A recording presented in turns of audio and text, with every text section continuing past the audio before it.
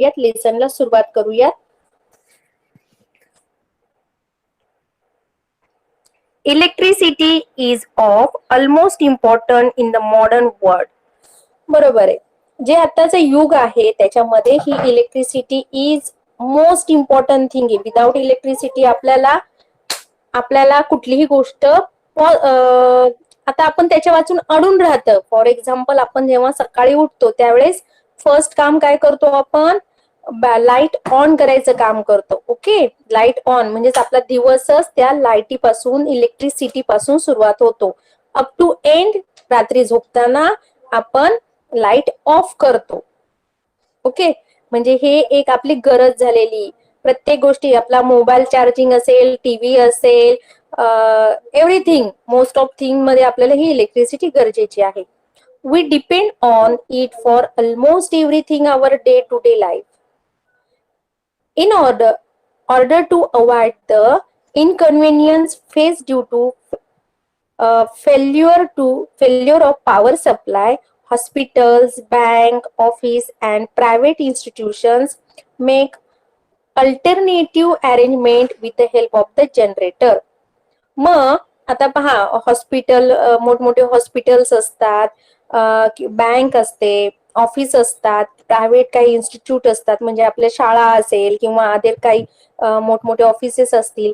तिथे काय होतं रे, ज्यावेळेस तिथली लाईट जाते तर तिथे जनरेटर ऑन केलं जातं. किंवा एखादा प्रोग्राम असेल, तिथे अचानक मोठा प्रोग्राम असेल आणि अचानक लाईट गेली, तिथे काय केलं जातं? जनरेटरद्वारे तिथे लाईट ऑन केली जाते.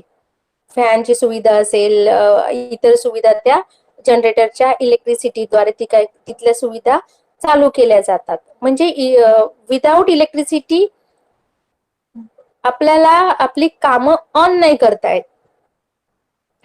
Electricity is use for running electric furnaces, electric motors, and several other instruments used in industries. मग ही इलेक्ट्रिसिटी मोठमोठ्या इंडस्ट्रीज आहेत, तिथले मोठमोठे जे कंपनीमध्ये जे मोठमोठे इन्स्ट्रुमेंट असतात, जे मशिनरीज असतात, त्या चालवण्यासाठी काय केलं जातं? ही इलेक्ट्रिसिटी वापरली जाते. पहा, आपल्याकडे ज्यावेळेस पॉवर ऑफ असते, पॉवर ऑफ एखाद्या दिवशी, तर त्या दिवशी आपल्या जीआयडीसी काय असते? बंद असते. असते की नाही? जीआयडीसी ला सुट्टी असते. का सुट्टी? ज्यावेळेस पॉवर ऑफ, तर त्या दिवशी जीआयडीसी ला सुट्टी. कारण जर लाईट नसतील तर कंपनीज मधल्या जे मोटर्स असतील, जे काय म्हणतो आपण त्यांना, इन्स्ट्रुमेंट असतील, हे सगळे जे मशिनरीज असतील ते चालू राहू शकतात का रे बिना लाईटीच्या? नाही. नाही. मग ते जर चालूच राहू शकत नाही तर ऑब्व्हियसली त्या दिवशी कंपनीला सुट्टी दिली जाते. Domestic appliances like the fridge, electric oven, mixer, fan, washing machines, vacuum cleaner, roti makers, etc. have helped us by saving time and labors. म्हणजे आपण घरामध्ये जे गोष्टी वापरतो, आपल्या घरामध्ये फ्रीज आहे, ओव्हन आहे, मिक्सचर आहे, फॅन आहे, हे सगळे काय करतात रे? आपला टाइम वाचवतात. बरोबर की नाही? मिक्सर मध्ये पटकन मसाला होऊन जातो, वॉशिंग मशीन मध्ये कपडे धुतले जातात. मग हे काय करतात? आपल्या टाइम वाचवतात आणि तिथे म्हणजे एकाच वेळेस काय होतात? दोन कामं होऊ शकतात. एकीकडे मशीनला मध्ये कपडे होतात, दुसरीकडे मिक्सर मध्ये पटकन वाटण होतं, अशा प्रकार, किंवा ओव्हन मध्ये एखादा पदार्थ गरम होतो. ही कामं आपली, त्याला जे लोक आहेत त्यांची संख्या पण कमी लागते, माणसांची संख्या कमी लागते, प्लस टायमिंग पण वाचतो. All these device cannot be run without electricity. पण यातली एकही गोष्ट इलेक्ट्रिसिटी विना चालू शकत नाही. विदाउट रोटी, जे लाईट नसेल तर रोटी मेकर मध्ये रोटी बनवू शकते का? किंवा मिक्सर मध्ये मसाला बारीक होऊ शकतो का बिना लाईटचा? नाही. नाही. म्हणजे इलेक्ट्रिसिटी, विदाउट इलेक्ट्रिसिटी दिस डिव्हाइस कॅनॉट रन, म्हणजे त्या चालू शकत नाहीत. Not only human being but also some animals also use electricity. आता माणसाप्रमाणेच काही प्राणीही वापरतात, ते कसं बघूयात पुढच्या उदाहरणार्थ. For example, fishes such as eels use electricity to catch their prey and also for self defence. इथे सील्स नावाचा एक मासा आहे, तो काय करतो, त्याच्याकडे ही त्याच्याकडे जी ही इलेक्ट्रिसिटी ही त्याच्याकडे असते, नॅचरलीच असते. त्याच्या साह्याने तो काय करतो, त्याचं भक्ष्य पकडतो, शिकार करतो तो त्याच्या साह्याने. त्याचप्रमाणे एखाद्या त्याची शिकार करायला दुसरं कोणी येत असेल, त्याच्यापासून वाचण्यासाठी ती इलेक्ट्रिसिटी, ती लाईट तो वापरतो. The lightning that strikes the earth is an excellent example of natural flow of electricity. मग तुम्ही काजवे पाहिले आहेत? काजवा पाहिला? काजवा रात्री चमकतो, किंवा ऐकलंय का त्याबाबत? हा टीचर पाहिले. हा, मग तो काजव्याचे हा, ते संध्याकाळी काजवे असतात. मग कसं, आमच्या इथे दुसरंच काहीतरी म्हणतात. ओके, मग त्यांचं काय असतं, त्याला स्वतःचा प्रकाश असतो. आणि लाईट मध्ये संध्याकाळी अंधारामध्ये त्याला स्वतःची अशी लाईट असते. आणि जसे स्टार दिसतात ना चमकताना, तसे ते काजवे दिसतात. त्यांना नॅचरली स्वतःची लाईट असते. व्हॉट इफ वी कुड collect the store that electricity. जर समजा आपण सगळे काजवे एका बॉटल मध्ये भरले, काचेच्या बॉटल मध्ये, तर ती पूर्ण एक कॅन्डल सारखी होऊन जाते, एक लॅम्प सारखी ती बॉटल आपल्याला दिसेल.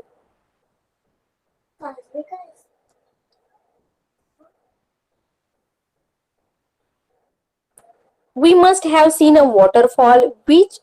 Which way does the water flow? आता वॉटरफॉल पाहिला असेल तुम्ही, पाहिला वॉटरफॉल, धबधबा पाहिलाय.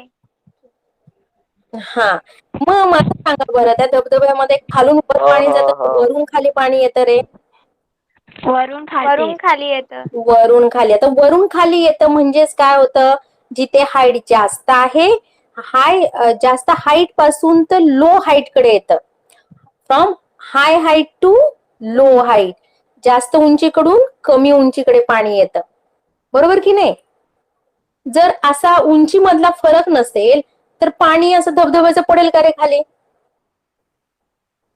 त्याच्यामध्ये हाईट मध्ये डिफरन्स नसेल, उंचीमध्ये फरक नसेल, तर असं नाही पडणार. ते स्थिर राहील, बरोबर की नाही? स्थिर राहील.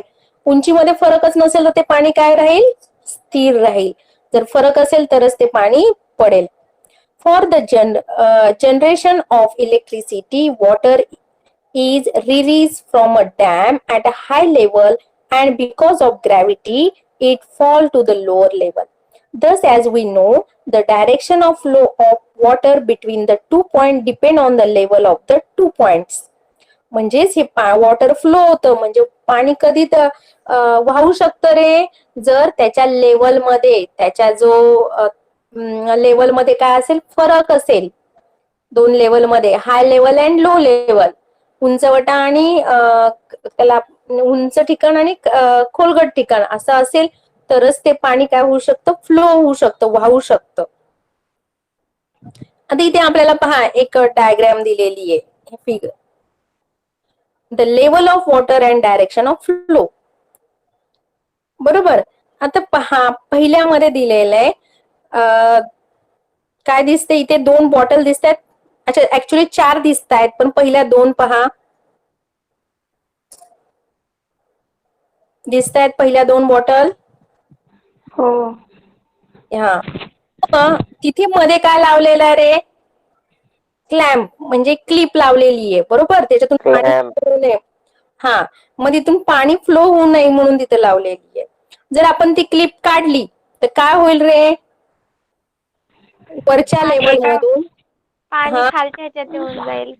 येस, वरच्या जे लेवल मध्ये पाणी आहे, ते वरच्या लेवल मधल्या बॉटल मधून पाणी खालच्या लेवल वाल्या बॉटल कडे येईल. कधीपर्यंत येईल रे ते? किती वेळ येऊ शकेल? जितक्या वेळ ते क्लिप लावून ठेवलेली आहे तितक्या वेळ.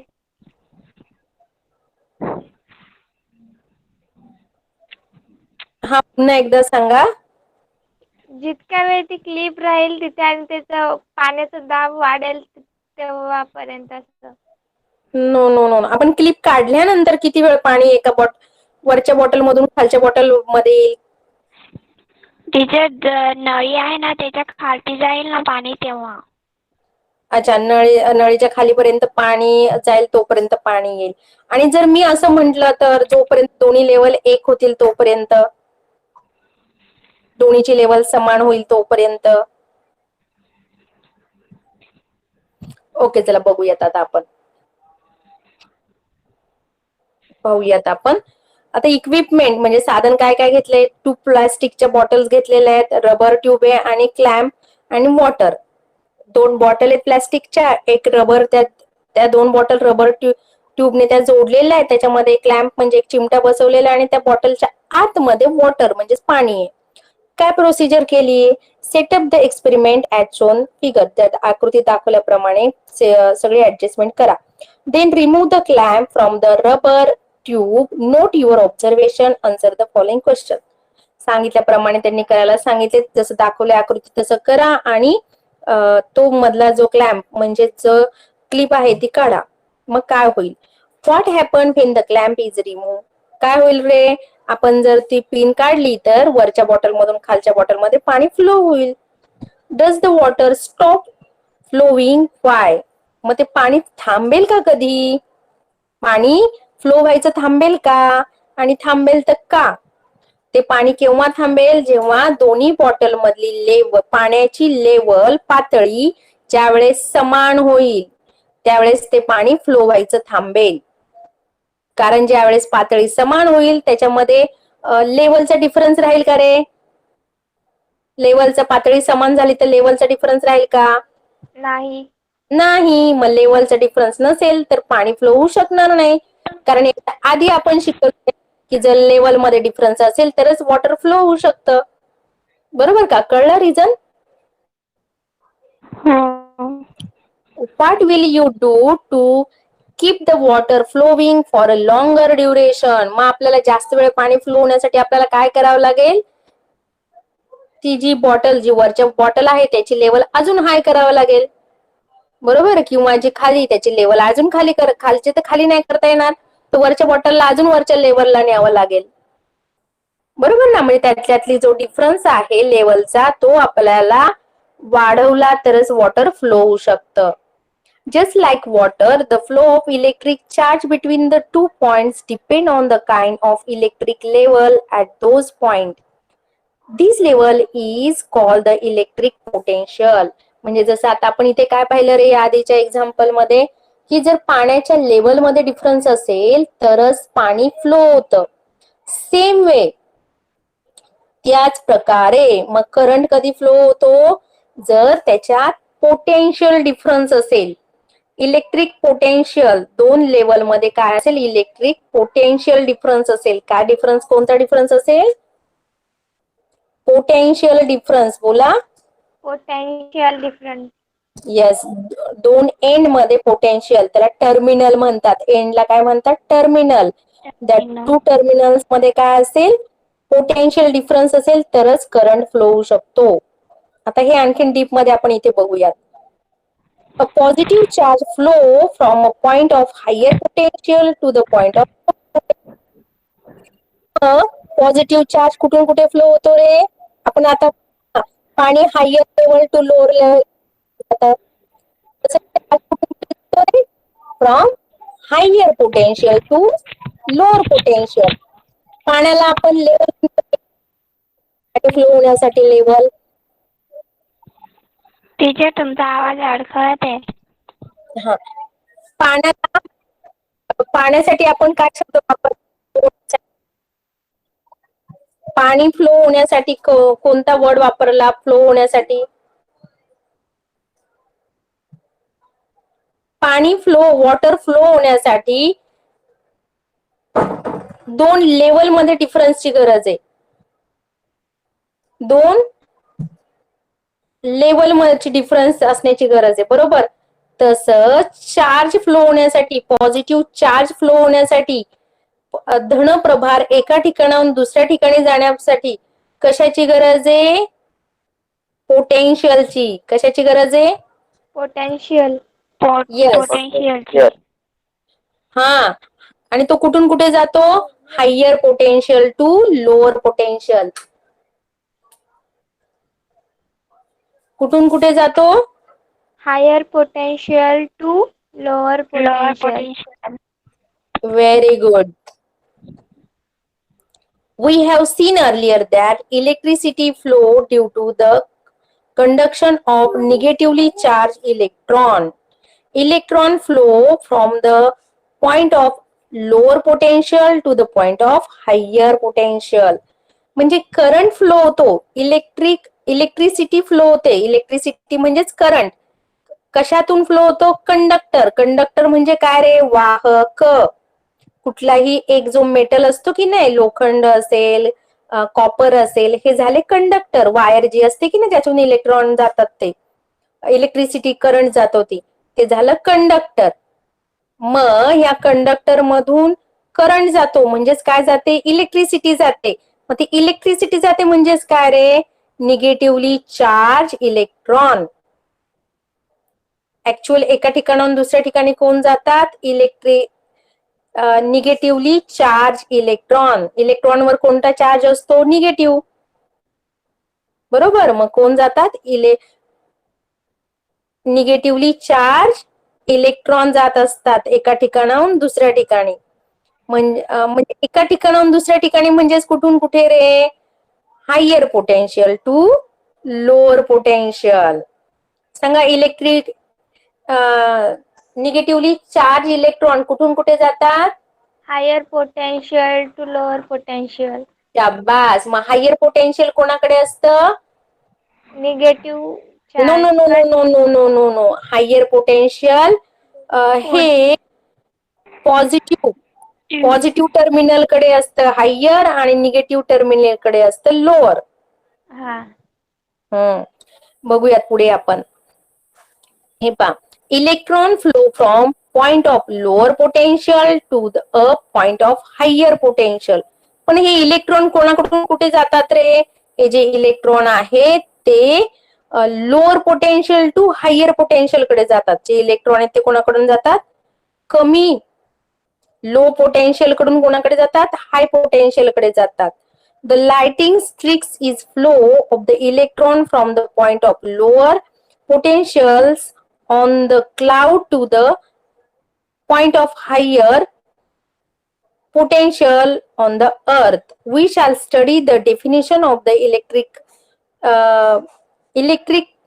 Potential in higher standard. आता हे इलेक्ट्रिक पोटेन्शियल वगैरे आपण हे सगळं पुढच्या वर्गात म्हणजे 10वीला आपण शिकणार आहोत.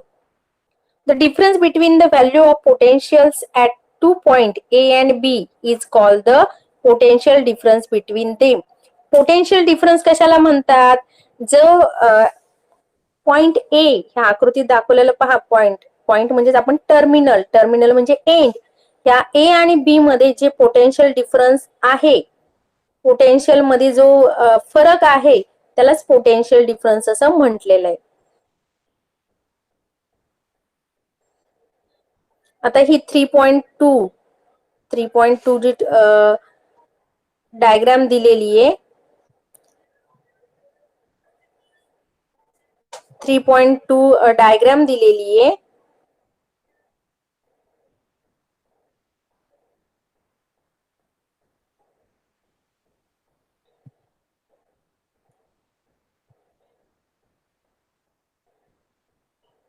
तर ही याचं एक्सप्लेनेशन बघूया.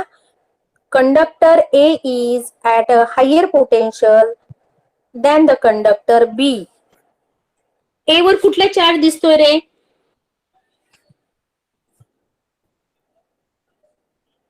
पॉझिटिव्ह. हा जो A आहे त्याच्यावर कोणता चार्ज आहे? A. Positive charge. B वर किती चार्ज आहे? Negatively charge. Very good. मग पॉझिटिव्ह चार्ज वाला आहे A आणि निगेटिव्ह चार्ज वाला आहे B पॉइंट.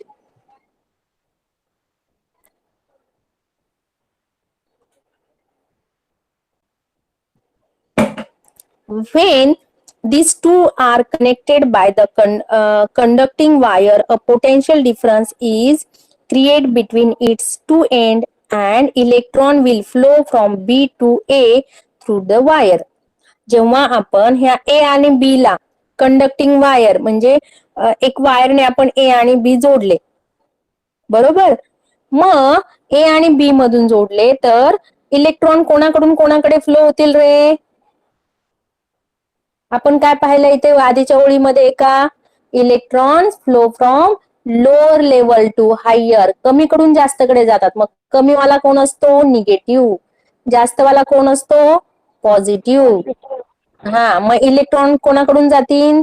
ए कडून बी कडे जातील की बी कडून ए कडे जातील? बी कडून ए कडे. Very good. Electron flow from B to A.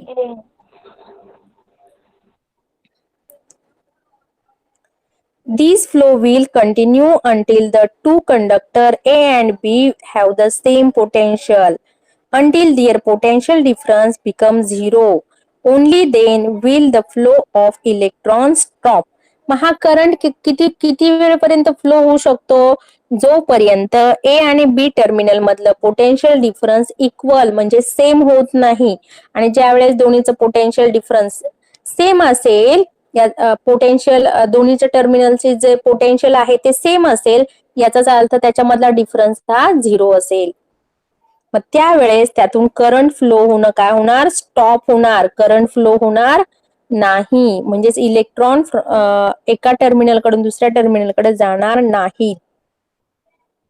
Work has to be done against an electric field to take a positive charge from a point of lower potential to the point of higher potential. Potential difference of a cell. आता potential difference म्हणजे काय? एका sale, आपण sale घेतला एखादा sale, माहिती ना तुम्हाला? आपण मागच्या वर्षी पाहिलाय ड्राय सेल, आठवतोय?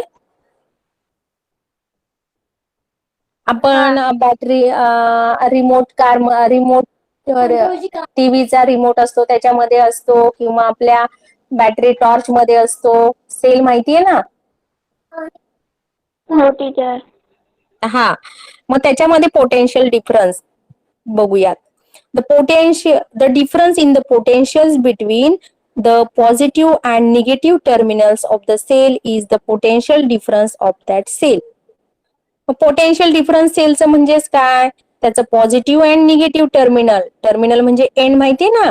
कुठल्याही बॅटरीला आपण तुम्ही जर चेक केलं तिथं प्लस आणि मायनस साइन दिलेलं असतं, पाहिले का कधी? वन एंडला प्लस लिहिलेलं असतं आणि वन एंडला मायनस लिहिलेलं असतं, पाहिलंय का? पाहिलंय.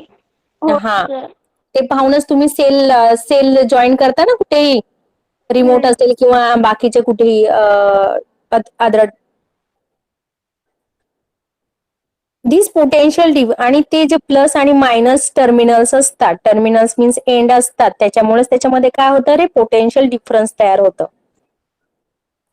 दिस potential difference is cause by chemical reaction occur inside the cell. मग ते पोटेन्शियल डिफरन्स का तयार होतं रे? तर त्या सेलच्या आतमध्ये काय होत असते? केमिकल रिएक्शन होत असते, रासायनिक अभिक्रिया होत असते, त्यामुळे त्याच्यामध्ये ते पोटेन्शियल डिफरन्स तयार होतं. The potential difference set the electron in motions and result in the flow of electricity through a conducting wire connected to the two end of the cell. मग हे जे potential difference set the electron in motion, त्या potential difference मुळे electron काय होतात?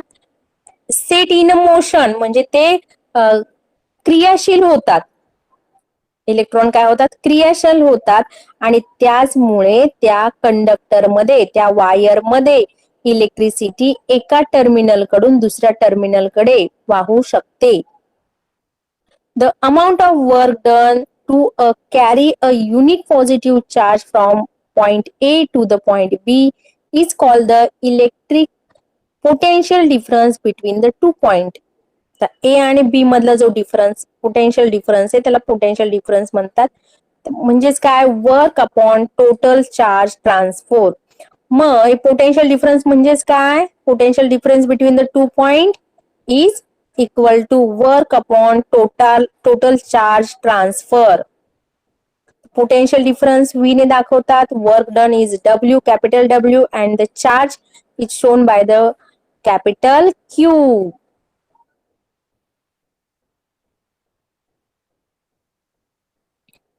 म्हणजे हे potential difference volt मध्ये आपण दाखवतो, वर्क जूल मध्ये आणि चार्ज कोलम मध्ये. मग the unit of the potential difference in the SI system is volt. Potential difference SI system मधलं युनिट काय आहे, पोटेन्शियल, व्होल्ट. इथे पहा, इथे फ्री इलेक्ट्रॉन कसं दाखवलेलं आहे पहा. ऍक्च्युली जे न्यूक्लियस इथे पहा, या डायग्राम मध्ये दाखवलंय. आपण ही डायग्राम जरा काय करूयात, आपण स्टडी करूयात, अभ्यास करूयात या डायग्रामचा. इथे काय दिले, एक ऍटम दिलेला आहे, बरोबर. ऍटमच्या सेंटरला न्यूक्लियस असतं आणि त्याच्या बाजूला काय असतात रे, न्यूक्लियसच्या बाजूला काय असतात, फ्री इलेक्ट्रॉन असतात. येस, व्हेरी गुड, इलेक्ट्रॉन असतात. आणि हे जे इलेक्ट्रॉन आहेत ते काय होतात रे, रॅन्डमली मूव्ह होत असतात, ऑर्बिट मध्ये गोल गोल फिरत असतात, बरोबर. मग ज्या वेळेस आपण काय करतो,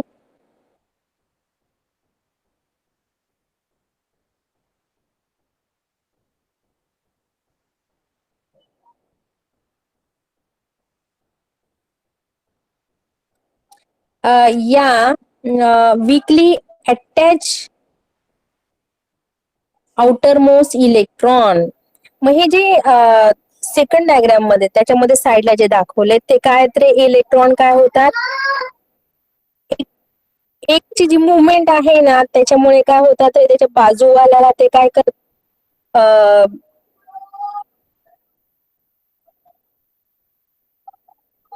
फ्रॉम ॲटम,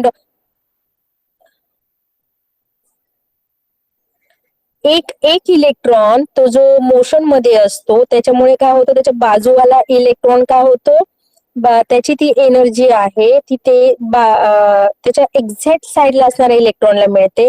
त्याच्यामुळे त्याच्या साईडचा इलेक्ट्रॉन मोशन मध्ये येतो, म्हणजे मूव्ह होतो. आणि असं करता करता one end to another end, एका टोकापासून दुसऱ्या टोकापर्यंत सगळे काय होतात, इलेक्ट्रॉन गतिमान होतात.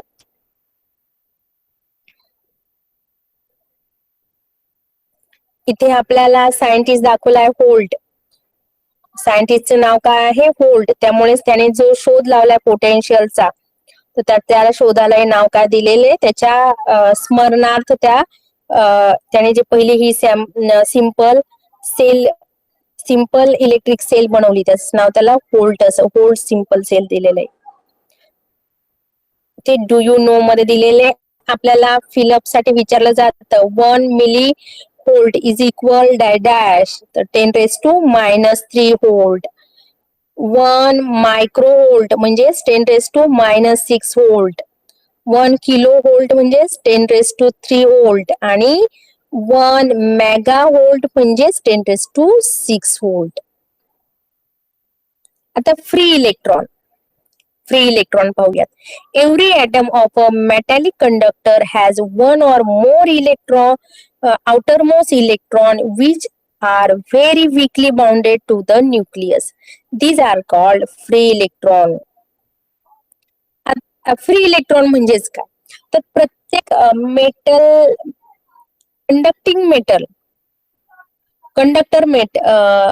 मेटॅलिक कंडक्टर म्हणजे काय की सपोज ज्याच्यातून विद्युतधारा वाहू शकते, इलेक्ट्रिसिटी फ्लो होऊ शकते, अशा मेटलच्या त्याचा एक ऍटम जर आपण घेतला तर त्या ऍटमच्या आउटर मोस्ट शेल मध्ये, म्हणजे जी बाहेरची कक्षा आहे त्या बाहेरच्या कक्षेमध्ये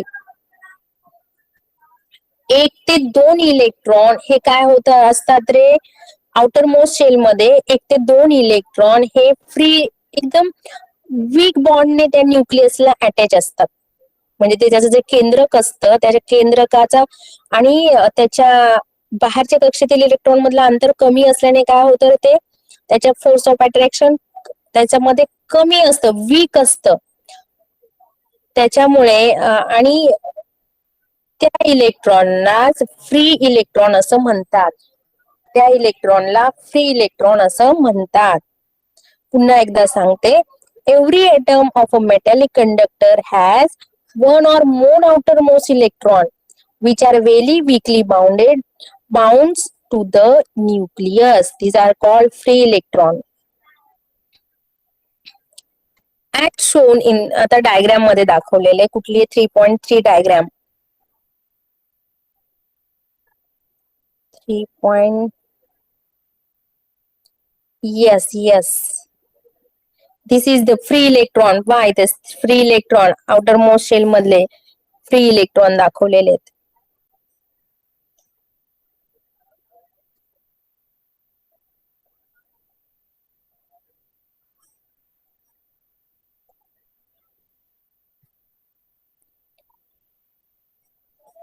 These electron can easily move from one part of the conductor to its other part. मग ते जे फ्री इलेक्ट्रॉन आहेत ते सहजगत्या एका एंड पासून दुसऱ्या एंड पर्यंत जाऊ शकतात. The negative charge of the electron also get transfer as a result of this motion. The free electron in a conductor are the carrier of negative charge. मग ते हे फ्री इलेक्ट्रॉन काय करतात, निगेटिव्ह चार्ज कॅरी करतात म्हणजे वाहून नेतात. कुठून कुठपर्यंत, from one terminal to another terminal, एका टोकाकडून दुसऱ्या टोकाकडे निगेटिव्ह चार्ज हे प्रवाहित करतात. Carry the negative charge. कोण कॅरी करतं, दीज फ्री इलेक्ट्रॉन. हे जे बाहेरील कक्षेतील 1 ते 2 इलेक्ट्रॉन असतात ते काय करतात, ते carry the negative charge. Negative charge काय करतात, कॅरी करतात.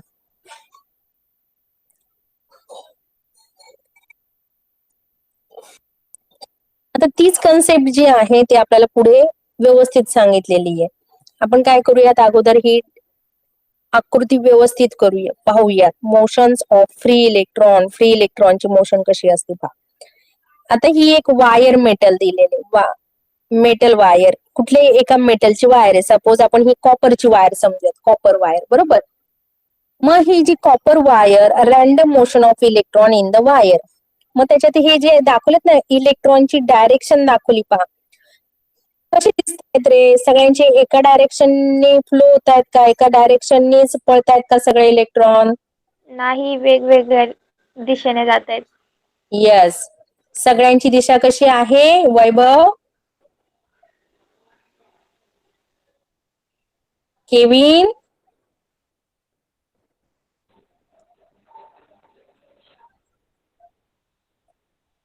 सगळ्या इलेक्ट्रॉनची यातल्या जे इलेक्ट्रॉन आहेत त्यांची दिशा कशी आहे, वेगवेगळ्या दिशेने दाखवले एरोच्या साह्याने, हो की नाही. मग तिथे काय खाली लिहिले पहा, random motion of electron in wire. Random म्हणजे त्यांना जिकडे हवे तिकडे, फ्री इलेक्ट्रॉन वेगवेगळ्या दिशेला. मग आता ती जी वायर आहे तेच जे कंडक्टर आहे ते आपण काय केलं, त्याला त्याच वायरला काय केलं आपण, सर्किट त्याला जोडलं. सर्किट, इलेक्ट्रिक सर्किट आपण पाहिलेलं इलेक्ट्रिक, खाली त्याला सेलला ती वायर जोडली. तर डायरेक्शन कशी दिसते रे इलेक्ट्रॉनची तुम्हाला, एकाच दिशेला. एकाच दिशेला. मग कुठून कोणत्या दिशेला जातात रे, from minus to plus. Plus. Electron कडे कोणता चार्ज असतो, इलेक्ट्रॉनवर, काय, इलेक्ट्रॉनवर कोणता चार्ज असतो, plus minus, plus. No. Prajakta,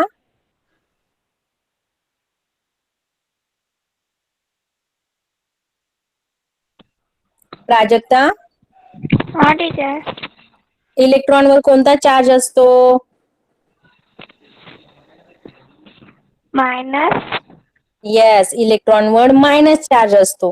मग जर इलेक्ट्रॉनवर मायनस चार्ज असेल तर ऑब्विसली कोणाकडे तो अट्रॅक्ट होणार, प्लस चार्ज कडे.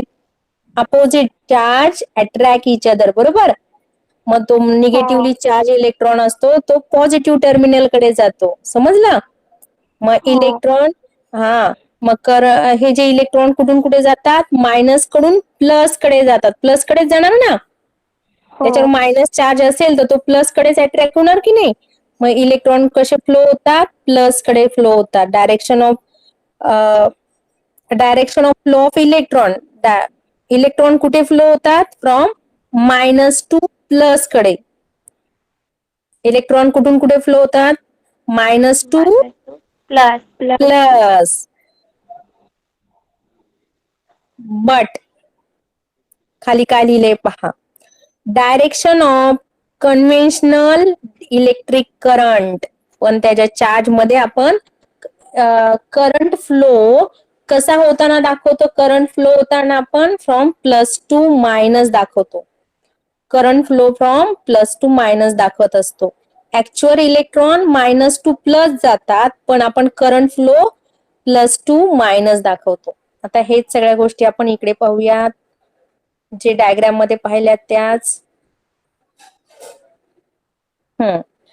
As shown in the figure, if a conducting wire is not connected in a cell, its free electron move randomly in all direction in the space between the atom.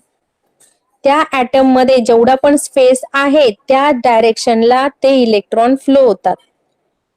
When we connect the end of the wire to the two terminal of the cell, electric force act on the electron.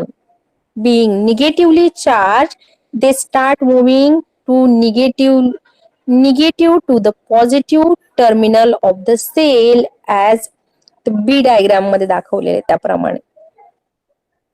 मग second टाइमला काय होतं रे, जेव्हा आपण तो conductor इथे या बाजूला तुम्हाला डायग्राम मध्ये दिसतंय, ते कंडक्टर आपण काय केलं, सेलला जेव्हा जॉईन करतो त्यावेळेस ते इलेक्ट्रॉन कुठे फ्लो होतात रे, फ्रॉम निगेटिव्ह टू पॉझिटिव्हला. इलेक्ट्रॉन कुठून कुठे फ्लो होतात सर्किट मध्ये, from negative to positive. Very good, negative to positive टर्मिनलला फ्लो होतात. Due to the flow of this electron, current start to flow through the wire. त्याच्यामुळे त्या करंट इलेक्ट्रॉनच्या मुवमेंटमुळे इलेक्ट्रॉन जे मायनस टू प्लस कडे जातात त्याच्यामुळेच त्या कंडक्टर मध्ये काय होतो, करंट फ्लो होतो. करंट फ्लो होतो म्हणजे ऍक्च्युअली समजलं तुम्हाला, करंट जातो म्हणजेच काय जातं, electron flow from negative to positive. This motion of electron is irregular, but there is a definite non-zero value of their average velocity.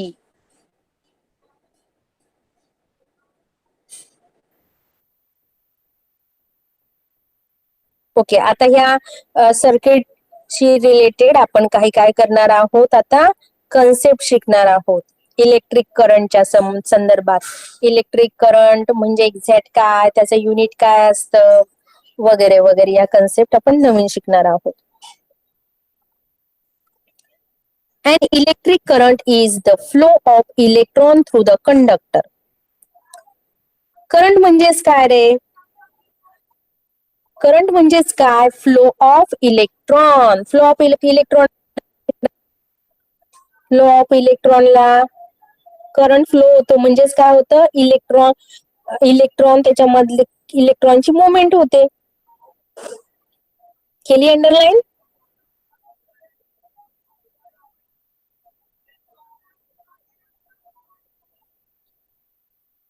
Underline केली. टीचर कुठून कुठपर्यंत करायचे, ओनली फ्लो ऑफ इलेक्ट्रॉनला अंडरलाईन करा. केलं टीचर. Very good. आता पहा पुन्हा, an electric current is flow of electron through a conductor. An electric current is the flow of electron through a conductor. Quantitatively, current is defined as the charge passed through a conductor in unit time. मग current म्हणजे काय, करंटची definition काय, करंटची व्याख्या काय, is defined as charge pass through a conductor in unit time. Charge pass through a conductor in unit time. याला underline करा. Definition of the conductor. Charge pass through a conductor in unit time. मग हा charge, if charge q is flow through a cross section of the conductor in time t, then current is equal to q. आता q हा charge झाला, बरोबर. मग किती time मध्ये? तर upon time, I is equal to q upon t. I is the current, q is the charge and t is the time.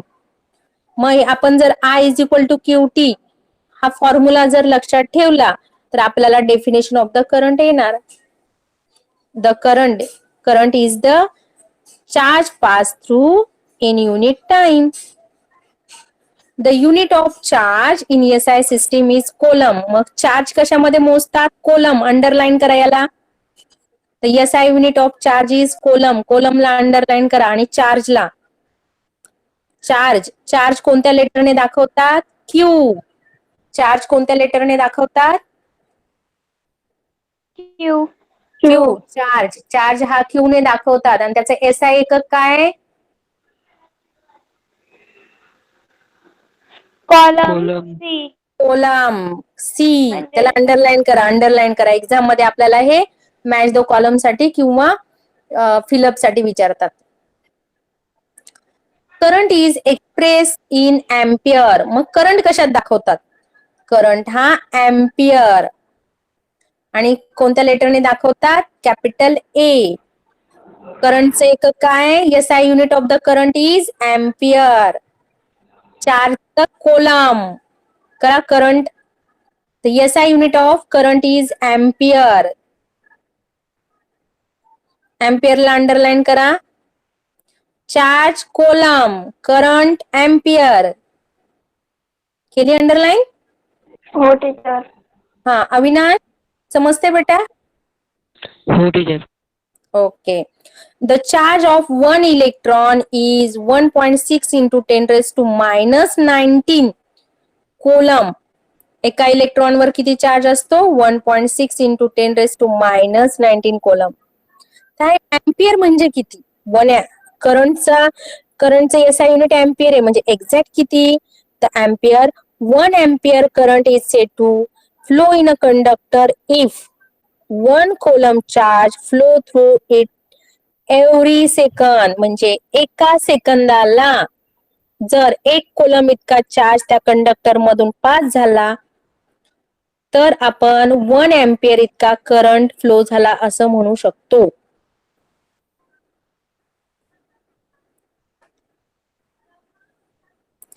पहा आता या करंटचा शोध कोणी लावला? या एम्पियर या सायंटिस्टने लावला. म्हणून त्याला SI युनिट हे एम्पियर दिलेलं आहे. ब्रॅकेट मध्ये एम्पियरचा फोटो आपल्याला दिसतोय बॉक्स मध्ये. आणि इथे एक सम आपल्याला सॉल्व्ह करून दिलेलं आहे.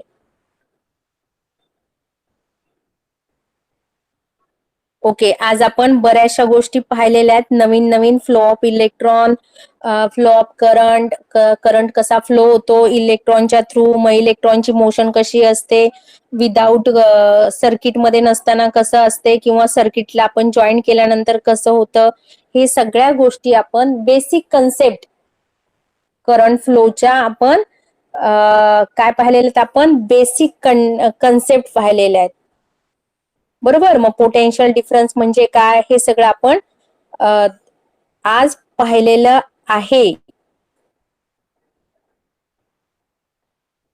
जेवढा पाठ पाहिलाय तो समजलाय का तुम्हाला? हो टीचर. समजला टीचर. Very good.